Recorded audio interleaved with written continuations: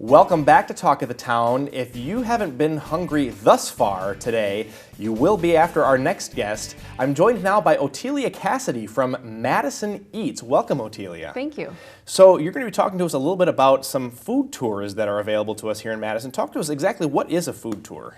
A food tour is a way for people to sample and taste the food in their community, and it's a way to connect them to the food scene in their community. So. Yeah.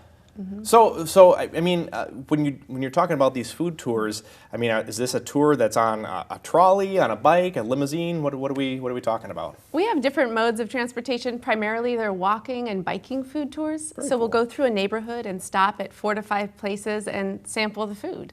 Very cool, very cool. That sounds good. And you've got some food that you brought here. Talk to us a little bit about that. Well, I wanted to entice you a little bit more. This is from one of the restaurant partners that I work with, Batch Bakehouse on Williamson Street. And it's just to show you that when you go on the food tour, you definitely get some amazing food. But more than that, you get to experience and get to know some of the places more intimately. So for example, when we go to Batch Bakehouse, the owner comes out and talks to us about the process of making the food and what goes into it. And you really get to feel the passion behind the chefs and the food producers in our community.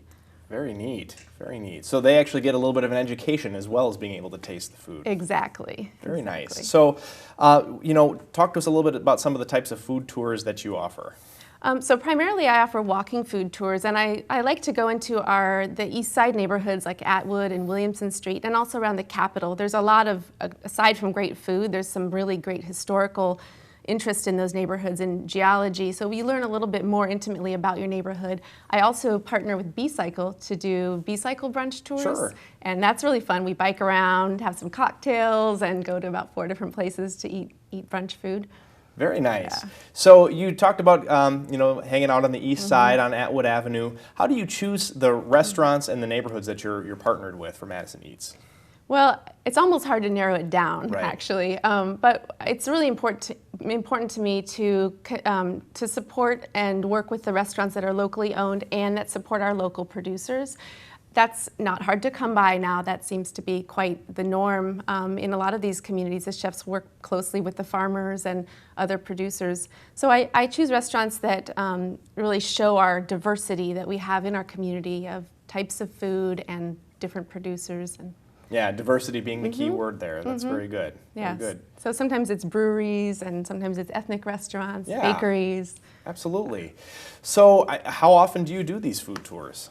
During the warmer season, so April through October, I run them pretty regularly, and people can find those dates on my website. And they're weekly right now. During the colder season, I offer private food tours, so people, even if it's a dead of winter, if you want to do a food tour, I'll help organize one for you. But I don't offer them weekly at that time because it's a little bit harder to get the crowds motivated. Yes, yeah, of course, yeah. So you mentioned a little bit about how the chef will come out and talk a little bit about the process for making the food and things like that. So there's an educational kind of component to it.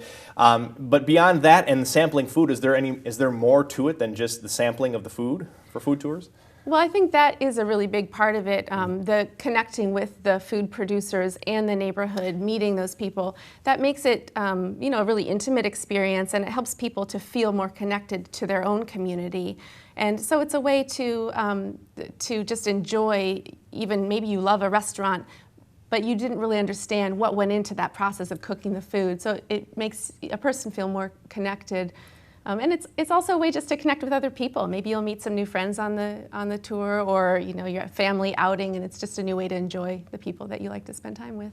Connect with food, connect with people. That could be your new tagline right there. There you go. Thanks. You're I might welcome. take you up on that. Yeah. I'll trade you some. Sounds good. We'll do it on a barter deal, so that would be great. So why? When you talk to people who go on these food tours, what is their motivation? What do they ever say what brought them to you to take them on the food tours?